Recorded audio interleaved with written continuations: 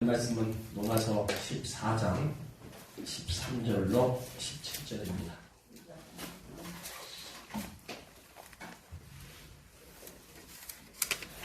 로마서 14장 13절로 17절.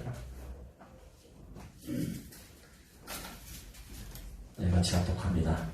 그런즉 우리가 다시는 서로 판단하지 말고 도리어 부딪힐 것이나 거칠 것으로 형제 앞에 두지 아니할 것을 주의하라.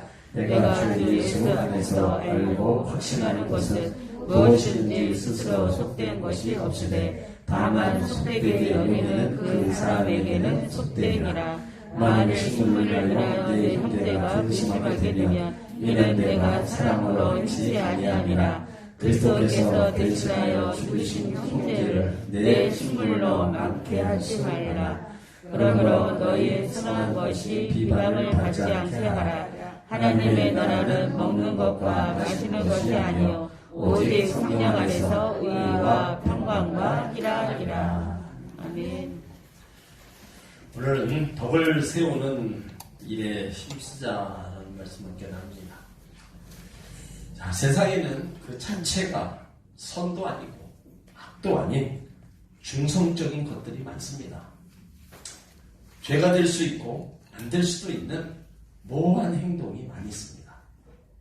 그래서 고대 스토아 철학자들은 이러한 모호한 문제를 놓고 아디아포라 이렇게 불렀어요. 뭐냐? 구별하기 힘든 것이라는 뜻입니다. 그들은 이런 것들을 우리 속에 우리가 어떤 손잡이를 잡느냐에 따라서 그 가치가 달라지는 것이라고 가르쳤어요. 우리가 신앙생활하는 가운데도 이와 비슷한 경우가 한두 가지가 아닙니다. 믿음이 강한 자가 아무 거리낌 없이 할 수 있는 일인데도 믿음이 약한 자들에게는 양심의 가치를 불러일으킬 수 있는 죄가 될 수 있다는 거죠. 믿음 있는 사람은 뭐가 다 되는 대로, 때로는 믿음이 약한 사람은 못할 수도 있다는 거죠. 그럴 때 믿음이 약한 사람들에게 우리가 어떻게 해야 되느냐? 오늘 우리가 그 말씀을 바울이 한 얘기를 통해서 우리가 다시 한번 살펴보고자 합니다. 당시 로마교회는 이 먹는 문제와 날에 이 안식일에 대한 문제로 참 시끄러웠어요. 그래서 로마서 14장 1절로 12절에 우리가 살펴봤지만 어떤 특별한 교리적인 문제는 아니지만 마음에 꺼리끼는 문제들을 어떻게 할 것인가에 대해서 교훈해 주었습니다. 특히 먹는 문제에 있어서 어떤 사람은 음식을 먹을 수 있고 어떤 사람은 채소만 먹었다고 했습니다. 그 당시 우상 제물로 드렸던 고기 하나님 주신 것으로 믿고 아무 꺼리낌 없이 먹는 믿음이 가진 사람도 있었고 또 그것을 보고 마음에 꺼리껴서 저 사람은 저렇게 믿음 좋다고 하면서 우상에 놓인 채물을 먹을 수 있느냐 하면서 고집하는 형제들도 있었습니다.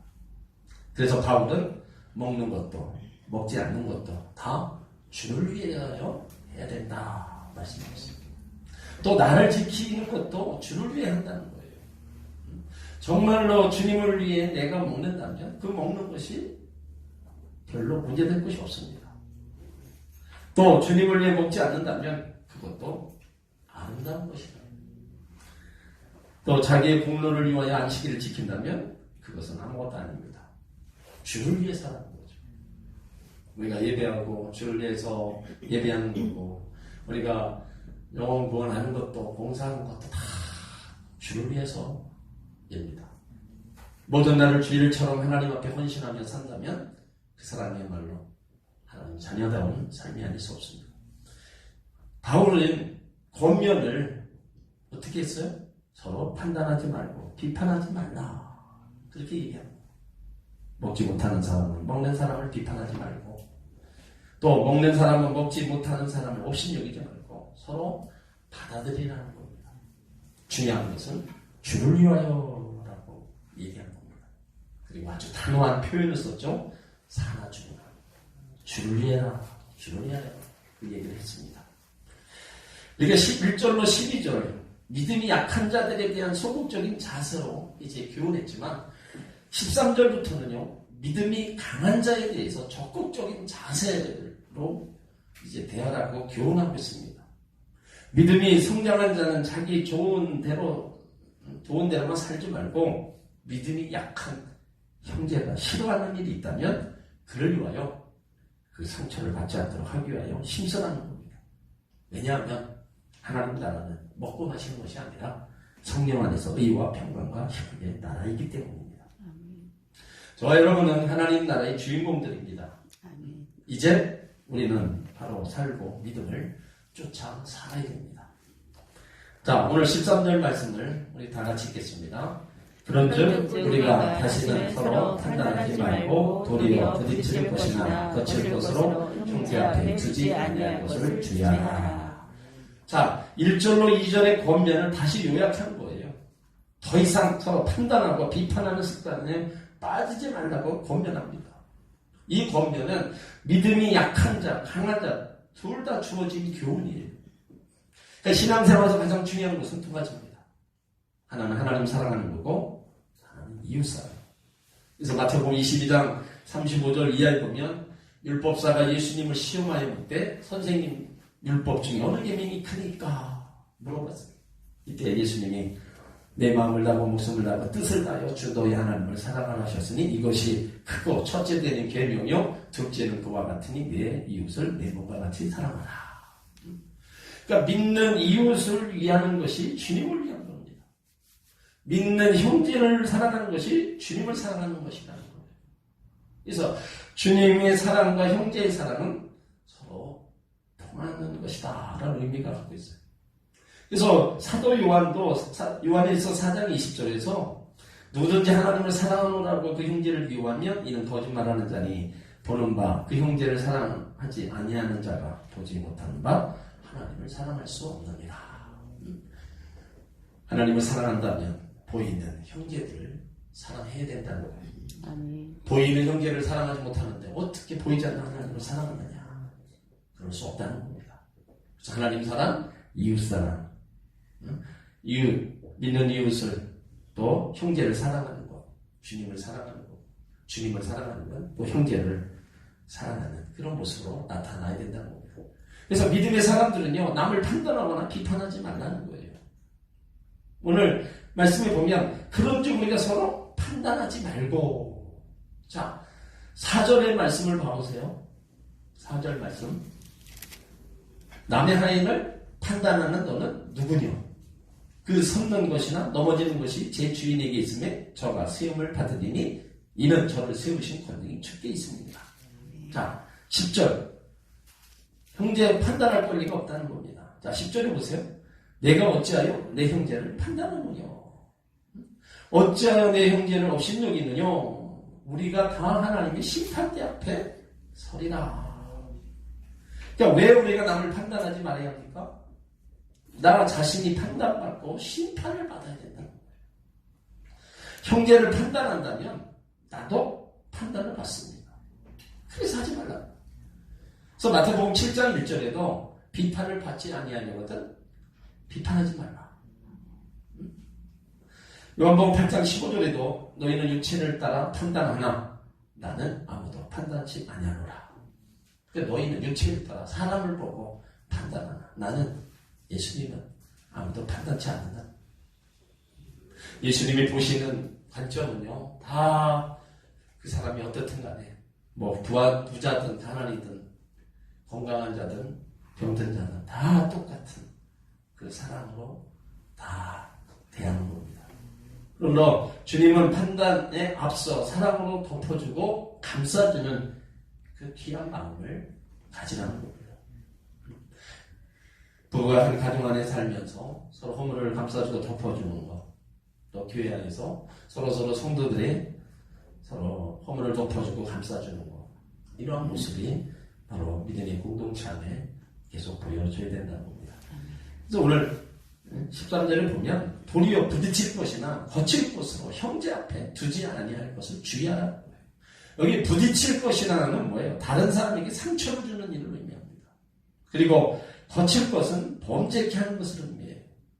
그러니까 남에게 상처를 입히지 말고 범죄하게 만들지 말라는 거죠. 바꿔 말하면 형제가 신앙생활 잘 할 수 있도록 은혜 받을 수 있도록 도와주라는 겁니다. 아무리 좋은 사람이라도 판단하고 비판하고 정죄하면 상처를 받아 그냥 있지 않습니다. 특히 신앙이 있는 사람들은 신앙이 약한 사람들을 이해하고 양보해 줘야 된다는 거예요. 그래서 바울도 갈라디아서 5장 15절에서 당부를 했습니다. 만일 서로 물고 먹으면 피차 멸망할까 조심하라. 서로 물고 먹으면 똑같이 멸망한다는 거예요. 그러므로 오늘 13절에 얘기한 것처럼 다시는 서로 판단하지 말고 바울이 세 번째 로마서 14장에서 얘기하는 겁니다. 부딪힐 것이나 거칠 것으로 형제 앞에 두지 않을 것을 주의하라.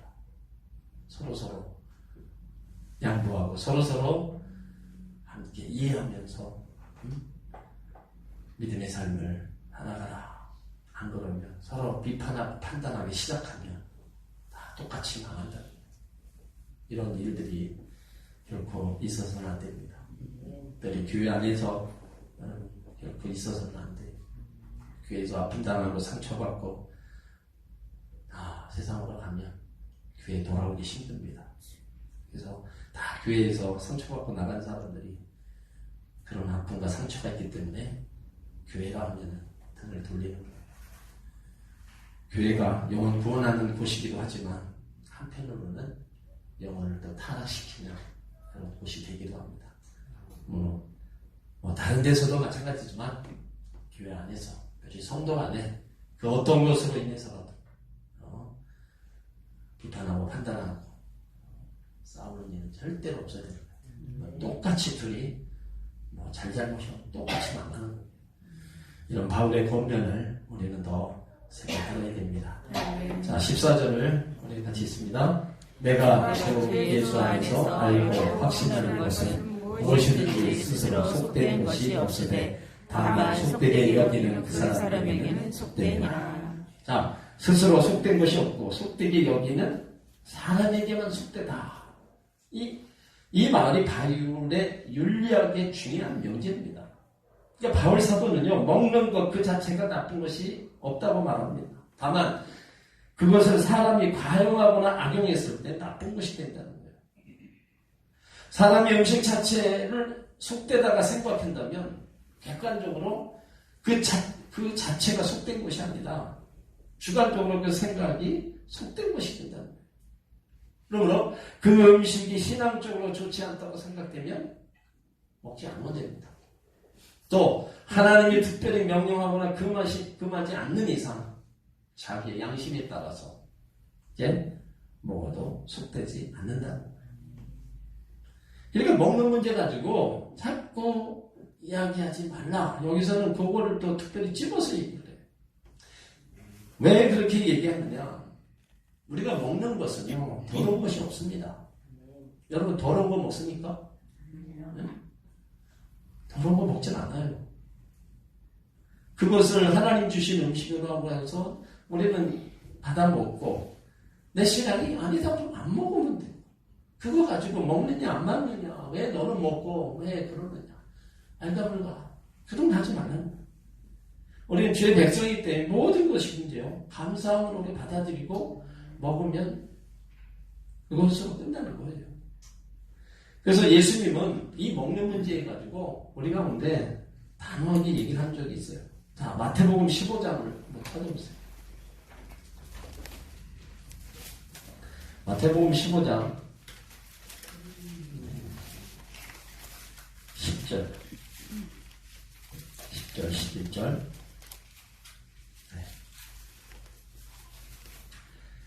먼저 15장 10절 11절을 먼저 읽습니다. 무리를 불러 이르시되 듣고 깨달으라. 입에 들어가는 것이 사람을 더럽게 하는 것이 아니라 입에서 나오는 것이 사람을 더럽게 하는 것입니다. 자, 15절로 20절까지 있습니다.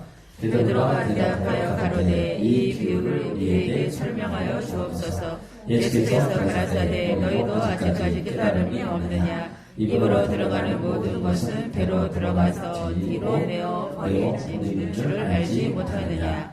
입에서 나오는 것들은 마음에서 나오나니 이것이야말로 사람을 더럽게 하느니라. 마음에서 나오는 것은 악한 생각과 살인과 간음과 음란과 도둑질과 거짓 증거와 회방이니 이런 것들이 사람을 더럽게 하는 것이요 씻지 않는 손으로 먹는 것은 사람을 더럽게 하지 못하느니라.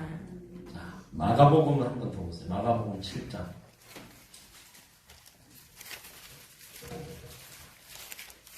마가복음 7장 15절로 23절까지 있습니다. 마가복음 7장 15절로 23절 읽습니다.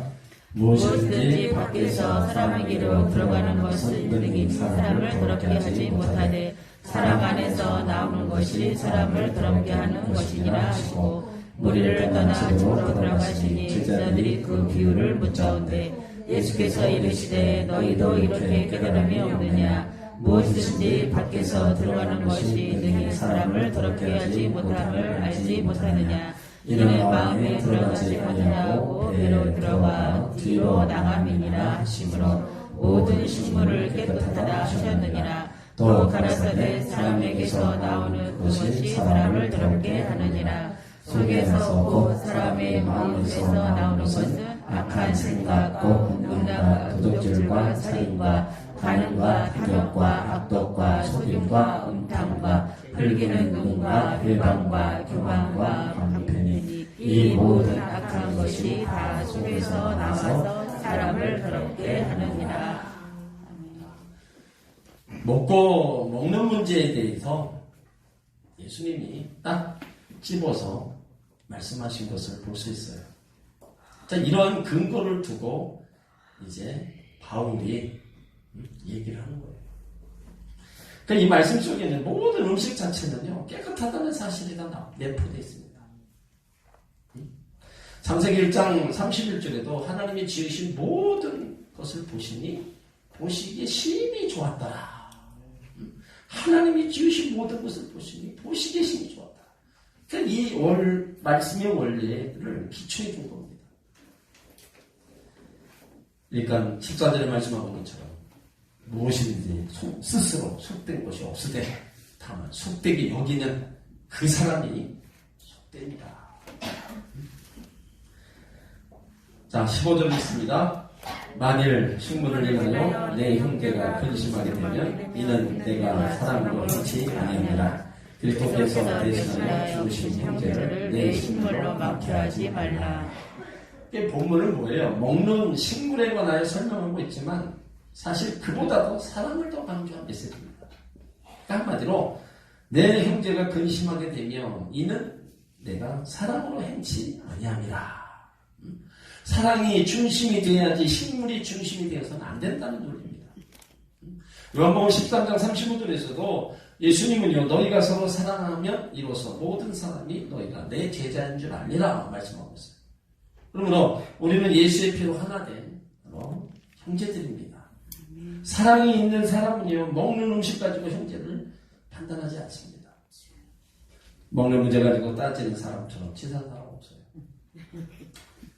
그런데 판단하지 말아야 되는데 사람이 말보다 실천이 더 어렵습니다. 그래서 신앙은 행함이 더 우선이라는 거예요. 그런데 왜 그 행함이 실천보다 더 어렵습니까? 사랑을 실천하기 위해서는 자기 희생을 각오해야 돼요. 자기 희생이 없이는 그 사람 행함이 참 어려운 겁니다. 그러니까 희생은 뭐예요? 자기를 포기하는 삶이에요. 굉장히 어려운 일입니다. 그래서 성령의 열매가 필요한 거예요. 희생된 삶은요, 주객이 전도된 삶입니다. 무슨 말이에요? 사람들의 삶의 주체는 나로부터 출발한다. 그 모든 가치, 기준도, 판단도 자기, 즉 나에게 맞추는 겁니다. 그래서 다른 사람이 아무리 좋아 보여도 내가 싫으면 그만입니다. 반대로 내가 좋으면 다른 사람이 다 싫어도 관계 없어요. 그러나 사랑의 실천자들은 뭐예요? 더 이상 나를 주장하지 않습니다. 그냥 뭐 이해하고 양보하고 배려하고 남을 생각합니다. 그러므로 남을 먼저 생각하는 성숙된 인격, 이런 인격을 가르쳐서 그리스도 안에서 새로운 피조물, 새롭게 피조된 인격이라고 얘기합니다. 그래서 오늘 15절에 그리스도께서 대신하여 죽으신 그 형제를 내 식물로 많게 하지 말라.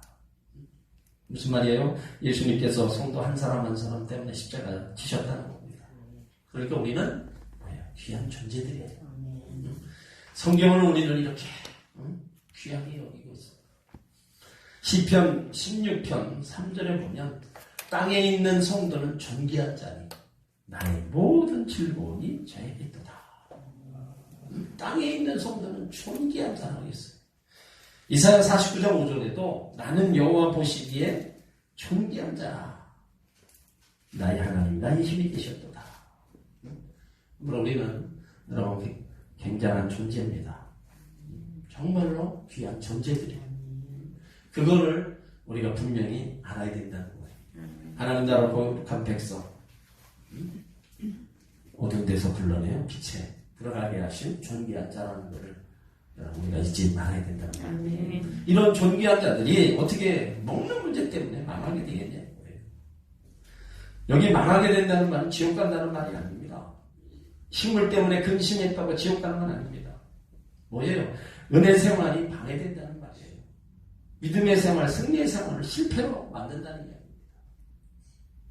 그러니까 이런 일들을 계속 아무것도 아닌 거 가지고 서로 분쟁하고 비판하고 이러다 보면 당연히 은혜의 생활, 믿음의 생활에 좋을 리가 없죠. 그래서 예수님께서도 더 큰 영적 의미로 말씀하신 게 뭐예요? 예수님께서 그를 위하여 가장 귀한 생명까지 지불했는데 너는 그 형제를 위해 조그마한 것도 지불할 수 없느냐? 그걸 얘기해요. 한 사람 한 사람 귀하게 여기고 존귀하게 여겼는데 예수님이 귀하게 여긴 그 형제를 너희도 귀하게 여겨라. 그러니까 서로서로 긍휼히 여기고 서로서로 불쌍히 여기는 그런 마음이 있어야 된다는 거예요. 그러면서 16절에 그러므로 너희의 선한 것이 비방받지 않도록 하라는 거예요. 여기 선한 것. 하나님이 보시기에 옳은 것인데 여기 선한 것은 믿음이 좋은 것을 의미합니다. 그러니까 믿음이 강한 사람은 나는 하나님이 주신 모든 것을 먹을 수 있다는 확신을 가지고 있습니다. 믿음이 강한 사람.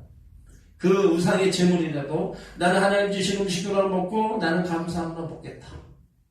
그걸 받아들일 수가 있어요. 주님이 십자가에서 다 이루신 사건을 왜 율법의 틀에 묶으리 하는가? 나는 그것에 묶일 수 없다. 주님이 이루어 놓으셨기 때문에 나도 거기서 자유하다. 그러므로 그 어떤 상황이 와도 나는 믿음의 굳건이 있어서 그것을 받아들이고 행하겠다. 그거예요. 그러나 선한 것이라도 잘못 쓰면 비방을 받을 수 있다는 겁니다. 비방을 받으면 선한 것도 선하게 나타나지 못합니다. 선한 것을 바로 쓰면 아주 아름답습니다. 이 말씀은 믿음의 존재로 하여 신앙이 없는 사람들에게 비방을 듣지 않도록 하라는 권면이에요. 자기 믿음만 앞세우고 일을 하면 믿음이 없는 사람은 이해 못하고 때로 불평할 수 있습니다. 그래서 믿음을 맞춰 나가는 거예요. 자기 눈높이에 맞추는 것이 아니라 신앙이 약한 자의 눈높이에 맞추면 은혜가 된다는 거죠. 우리가 하는 얘기가 있어요. 나는 되는데 왜 당신은 안 되냐? 우리가 애들하고도 마찬가지입니다. 부모님이 애들의 자녀의 눈높이를 내려가야지 자녀가 부모의 눈높이를 올려보려면 안 됩니다. 교회 안에서도 먼저 믿음 있는 성도들이 믿음 없는 그 성도들의 눈높이로 내려가서 생각하고 그걸 맞이해주고 그대로 수용을 해줘야 돼요. 그냥 왜 안 못하냐고 안 돼요. 안 하냐고 얘기만 하면 안 된다는 거예요. 왜 그렇게 믿음의 눈높이를 낮춰야 되느냐? 왜 믿음이 약한 자에게 자기 눈높이를 맞춰야 되느냐? 그 해답이 17절에 있는 겁니다. 그렇게 해야, 그렇게 해야 성령 안에서 의와 약간 평강이 임한다. 여기 본문에 나온 하나님 나라는요, 먹는 것과 마시는 것이 아니라고 했습니다. 그러나 사람이 세상을 살기 위해, 먹기 위해 삽니다. 먹기 위해 돈을 벌어요. 보다 잘 먹고 잘 살기 위해 인류는 이 지구에 문명을 이루어 왔습니다. 우리는 먹기 위해 부지런히 일해야 됩니다. 국력은 높아지고 소유가 넉넉해 져야 돼요.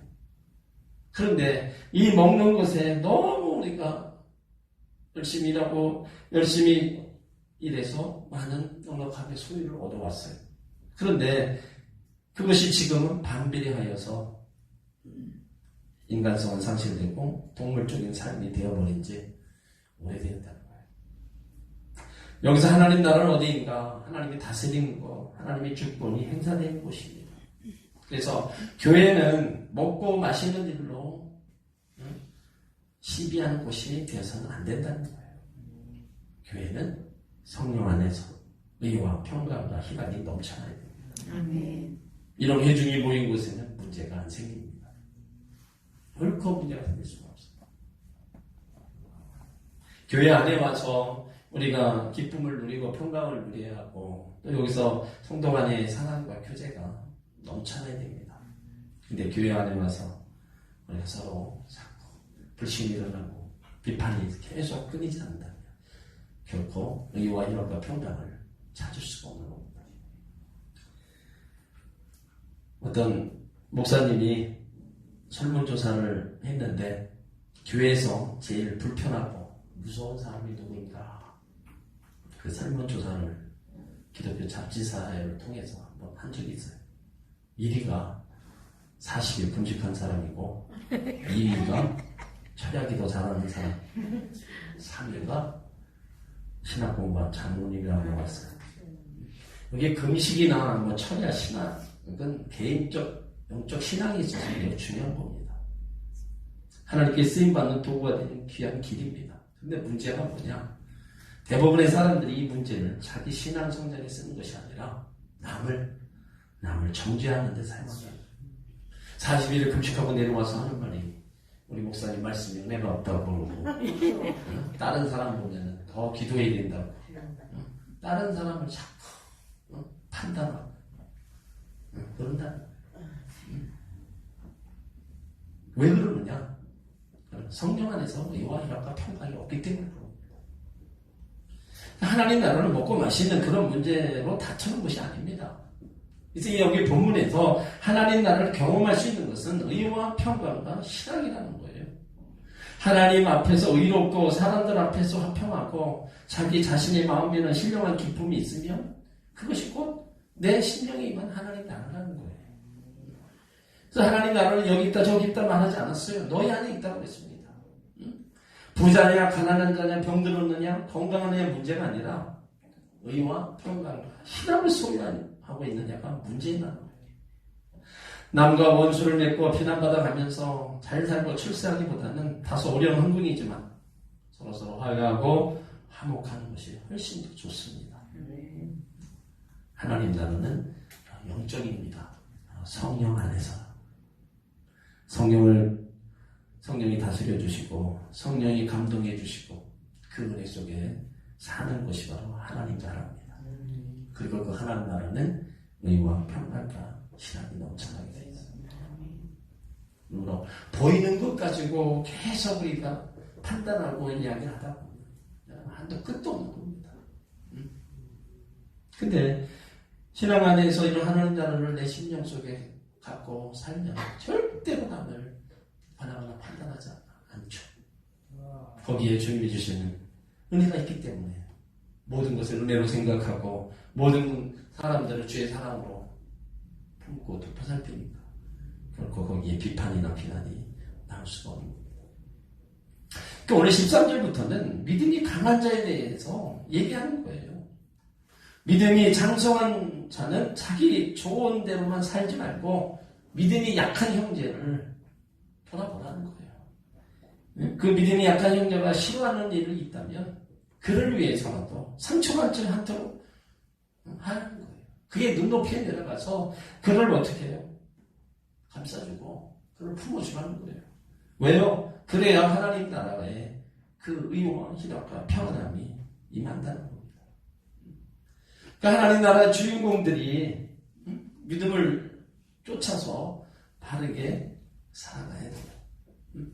그것이 나뿐만 아니라 나로 인해서 옆에 우리 한 사람 한 사람까지 그것이 영향력을 미쳐야 된다는 거예요. 그러니까 오늘 바울이 참 그런 부분을 보면 약한 자는 약한 자대로 믿음이 있는 자는 믿음이 있는 대로 그 삶을 잘 살아가는데 특별히 더 먼저 얘기한 게 믿음이 약한 자를 향해서 믿음이 있는 자가 그들을 잘 품고 마음의 기쁨과 평강을 누리며 생활하라. 그것을 말씀하고 있는 겁니다. 여러분 예수를 믿으면서 우리 안에 늘 기쁨과 감사와 평안함을 우리 누리며 살아야 될 줄 믿습니다. 아멘. 이건 주님이 주시는 거고요. 또 그런 은혜의 삶 속에 대한 선물입니다. 힘들고 어려운 삶이 우리 가운데 수없이 주어지지만 주님을 생각하면 우리가 그런 힘을 얻을 수 있는 근본의 원동력이 우리 안의 기쁨과 우리 안의 평강입니다. 이것으로 우리는 세상에서 나타나는 모든 환난도 이기고 또 하나님의 자녀로서의 바로 서갈 수 있는 주님을 온전히 바라보며 나갈 수 있는 믿음의 원동력이 되는 겁니다. 다시 한번 오늘 우리 믿음 있는 자들에게 바울이 분명히 얘기했어요. 믿음 없는 자의 눈높이로 내려가서 그들을 살피고 그들과 함께 신앙생활 하나님 나라를 누리며 잘 이루어 나가라. 이런 삶을 이런 신앙생활을 여러분이 해나가야 될 줄 믿습니다.